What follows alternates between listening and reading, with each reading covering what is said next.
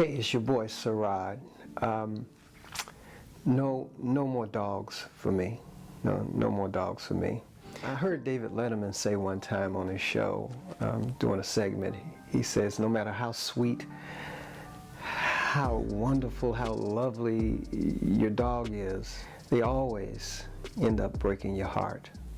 Always end up breaking your heart. I've never had really good luck with pets. I've only had technically two dogs my entire life, and I'm in my 50s now. And but I'm going to tell you about the first dog that I had. Her name was Sarah. Sarah was given to my mom from a friend, free dog, little collie mix, little small dog, white dog. But me and Sarah, we were little road dogs. I mean, Sarah, wherever I went, and I was about, at that age, I was about 8. It's about 8 or 9. About 8 or 9. But wherever I went, Sarah would be with me. Where my mother lived, or where we lived at, there was a church right on the corner of a main street, and we used to play in the church parking lot all the time. So Sarah was with me, and long story short, Sarah saw a cat or something got her attention, and she jetted off into the middle of the road. Now this is a main road. I mean, cars are just zipping, zip, zip, zip, zip, zip. Sarah gets hit. First car hit her. And that got my attention. I didn't look right or left. I just focused on Sarah, and I ran right into the middle of the traffic, grabbed my dog, and held on tight. And just like in the movies, a car slams on brakes, and literally, just like in the movie, it was like a foot maybe away from hitting me and the dog, me and Sarah. Scared the poor lady to half to death. She got out and said, "You all right, hon? Why did you do that?" And then she offered, because Sarah was hurt, her leg was broke, gave me and Sarah a ride right around the corner to home, to my mom and dad, and then told the story. And they yelled at me, but I had my dog. So that's how deep my love is for dogs. And so Sarah recovered. She's got a bad leg now, but had Sarah for about a year or two. And Sarah was a mutt mix, a collie mix. So back then we didn't know about spading and neutering and all that other stuff. At least my parents didn't do. But Sarah kept having puppies, litter after litter, and then the puppies would get sick. Most of them would die, and then my mom would give the puppies away to whoever she can give them to. My mom got frustrated with that. And one day when I came home from school, my mom had called animal control and had Sarah and her puppies sent away, took them away. And I knew what that meant. And that really broke my heart, because, you know, I didn't get a chance to say goodbye. So, no more dogs at that point. Now let's fast forward it from age 9 or 10 to now. My wife, the first lady, is a nurse. One of her patients asked her would she like to have a little dog. Her patient, the dog became a little too much for her, and the dog was young, about 7 months old. And first lady says, "Let me talk it over with Rod, or my husband, and we'll see." We agreed, because she'd been wanting a dog, and we had a little son. You know, I'm skeptical on dogs. It's gonna be their dog. It's gonna be their dog. Well, we go to pick up the dog, and all I see is a little hairball. I mean, it's hair everywhere. And it's just one of the ugliest little dogs. It was so ugly that it was cute. So I immediately picked up the dog. I grabbed the dog, and it's white. Right, it's a Pickapoo dog. I immediately pick up the dog, and First Lady says, well, you're the first one to grab it. Well, I grabbed the dog first and took her to the car because I was afraid the lady was going to change her mind. That's how cute this dog was. And it looked expensive. So that was the beginning. Bring Molly. Also, the dog's name is Molly. Miss Molly Berry. We bring Molly home, and for 15 long, I mean, this wasn't an average dog. I guess every dog owner says that, but this dog was special. I mean, she was like made for us. I mean, quiet, laid back. She loved kids, loved people. She didn't love other dogs too much, but she was just chill.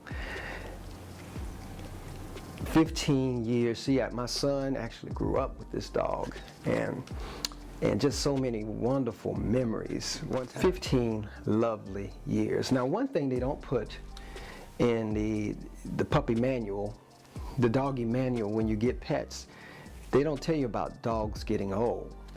You know, just like a man, once a man, twice a child.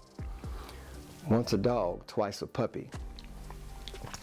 Molly started getting older, and her sight started to go, her hearing, and the writing was on the wall. She started not being able to come up the stairs, so we set up her little kennel downstairs, and we had to basically put an area and gate her in that area, because when she would lose her controls over her body functions, it could be anywhere. So we kind of, and then I began a regimen of every 4 hours I'll let her outside to use the restroom, and it's just a sad thing to see dogs get old. But that was it's my heart, you know. 15 years, grew up. My son, I got pictures to show you. My son was 7 or 8 like me, with a dog, and then now he's in his 20s. Molly's still here. So, but the writing is on the wall. And then she had one bad episode about a week ago, and she couldn't hold any body function. She was throwing up. It was everywhere, and then she didn't eat for 3 days, and we started to making calls to the vet about bringing her in for end of life, you know, care, for just trying to make her comfortable, or if we have to put her down, we would. But the writing was on the wall. She wasn't doing well. But she has good days, and then she has bad days. So on a Saturday, about 3 days ago, she was having a good morning. The night before, she had a little accident, and so, but she was having a good morning. So I get up every 5 hours. 4 or 5 hours, I have to let her out. So it's about 7 in the morning, 7:30 actually. The exact time was 7:32 a.m. Normal routine, get up, let Molly out, her cage. We go to the back sliding door, nothing in particular. I open the door, let Molly out. That's another thing. We put a ramp. I even installed a little ramp, handicap ramp, so she couldn't have to jump down the Patterson. I'm bad for my dogs. Anyway, so she goes down, and she's this particular spot. She'll go and start sniffing that spot and do her thing.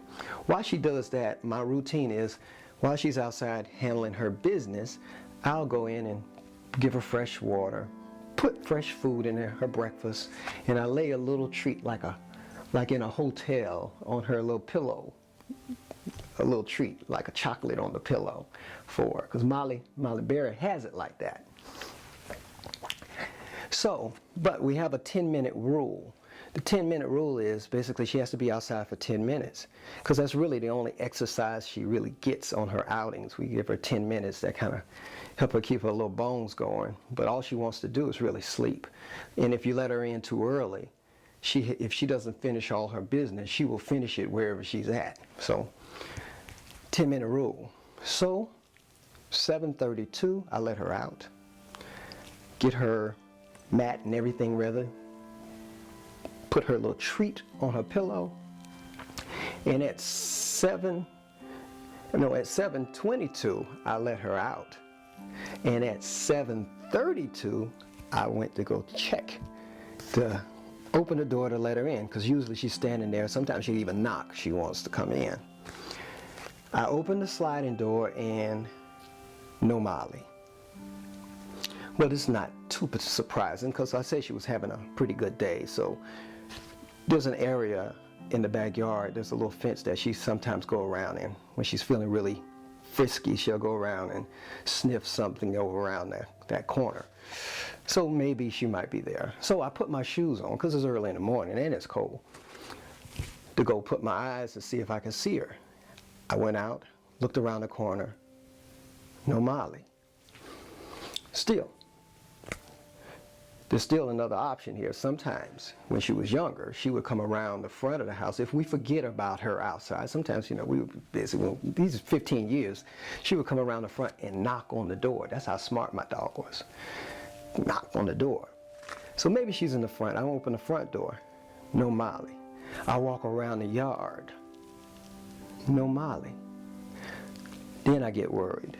I said, well, maybe she went down the street. Now, this is an extreme case now, because remember, she's blind, or she only can see things really close up.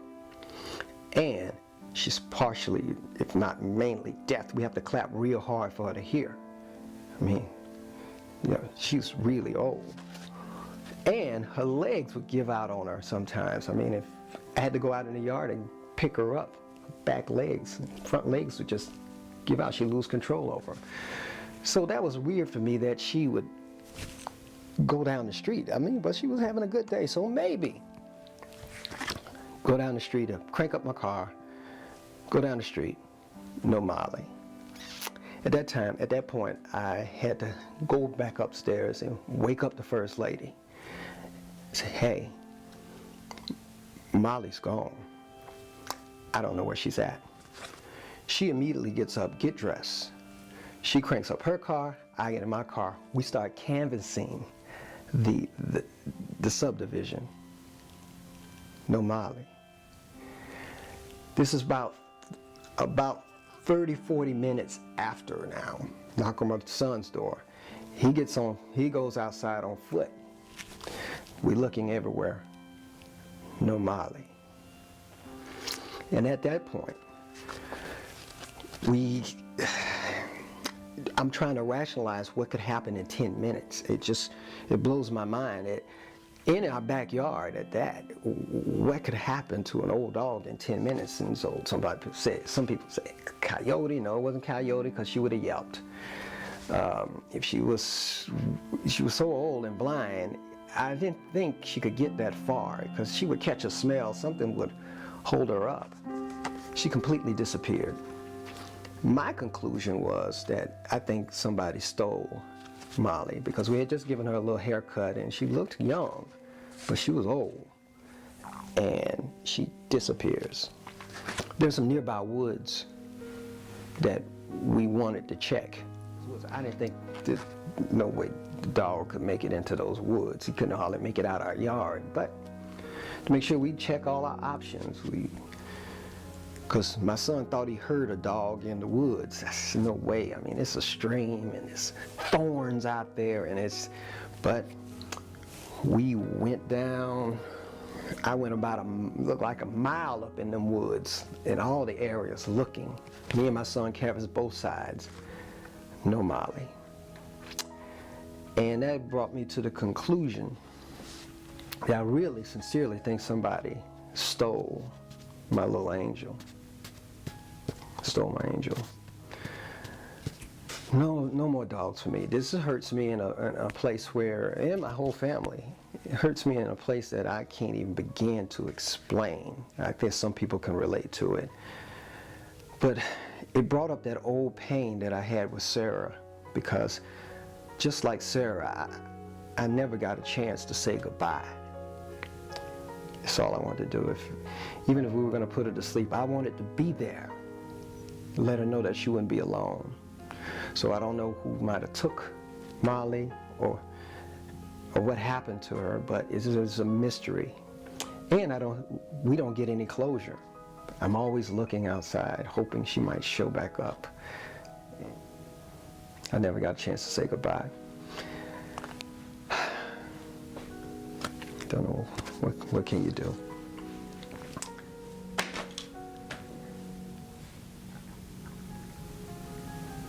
Peace.